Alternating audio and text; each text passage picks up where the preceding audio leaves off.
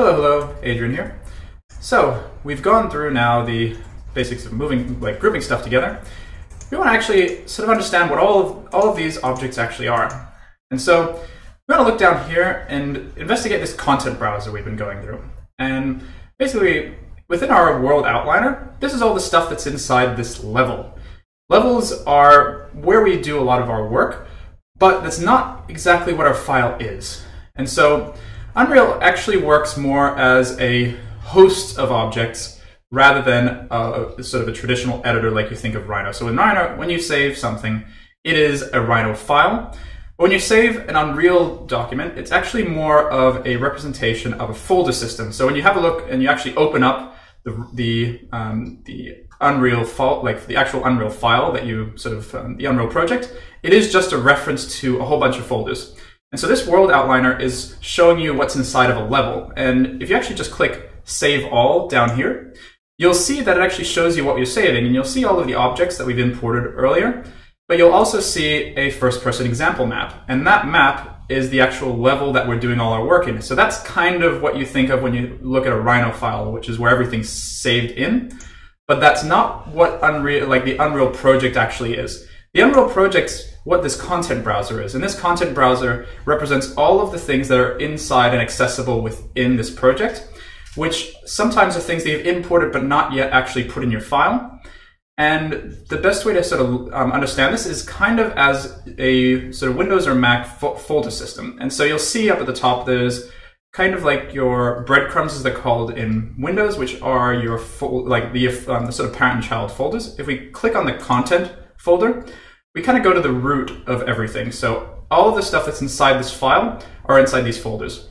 And so if we double click on these, we can explore around and sort of see what's inside here. We can also click on this far left and you'll see Show and Hide Sources panel, and this gives us a overall view, which is a bit more handy when we want to jump around files and also when we want to move files. And just to be aware, moving files is not as simple as you might think. So just because there's some weird things that can happen when you move files, try and put them in the place they're meant to be when you start off. And just to sort of show you around, there's a lot of objects that are in here which are part of the template, and also your starter content, which is that stuff that we specified when we first opened a file. And basically everything exists in here. And when you're sort of moving things about here, it's moving things within files that are actually in Windows.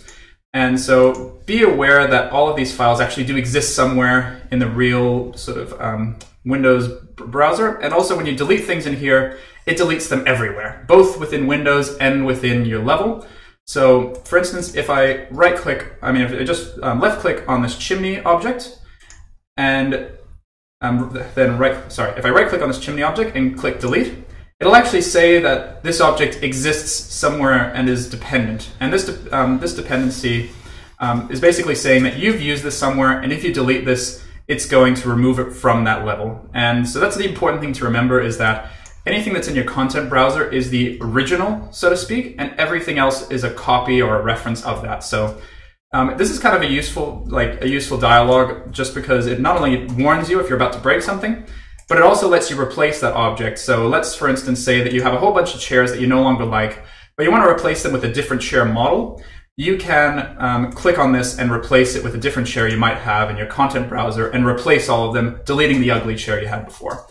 But generally, you don't want to be deleting things willy-nilly, because you can break your file really badly. And when you delete something, it actually is beyond sort of saving and undoing. This deletes it out of the system. You can't undo this action. So be very careful. It is like throwing something into your recycle bin in Windows, and you kind of have to go and chase after it if you delete it from here. So be very careful. The other thing to know within the content browser is also managing your files, like we managed and grouped these objects and folders in our world outliner. We can do the same thing in the content browser. So we'll see that we kind of dumped the stuff we imported just into a random folder. We want to put this in a proper folder. So we can see in our little overview on the left-hand side under content, we can right-click in here and create a new folder, and we want to name that our imports or something like that, and actually make sure it's in the root folder. So that's actually now not in the right place, so do be careful about that.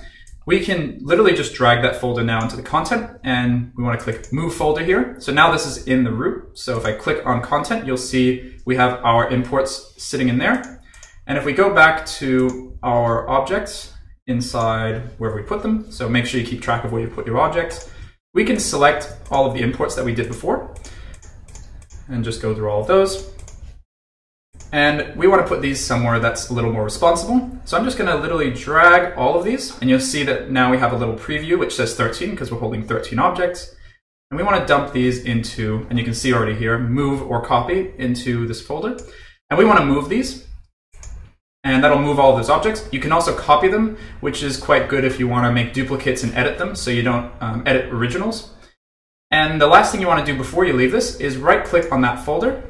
Right-click on the folder like itself, so in that folder that we just move that stuff from.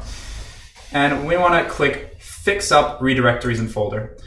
And just take my word for this, for the most part, in that this is just making sure that things don't break when you might delete another folder. Because basically all it's done is that it just said that this stuff's moved, but it never actually moved these objects. It's a bit confusing, but just do that, like right-click and select Fix Up Redirectories when you've moved a whole bunch of things, because it makes Unreal not break as often. But once you've moved your stuff into that folder, or if you put your objects into this folder in the first place, you're good to go. And try and be pretty organized with these, just because you want to keep your different types of assets separate. Oh, what's an asset, you might say? Well, I'm going to save that for the next video and go through what this color coding means and sort of what those imply. So talk to you guys in the next video, and hopefully that was useful. See ya! This project was supported by a UTS Widening Participation Strategy, First Year Experience Grant, funded through the Australian Government Higher Education Participation and Partnership Program. The videos were produced by Matthew Austin and Adrian Taylor.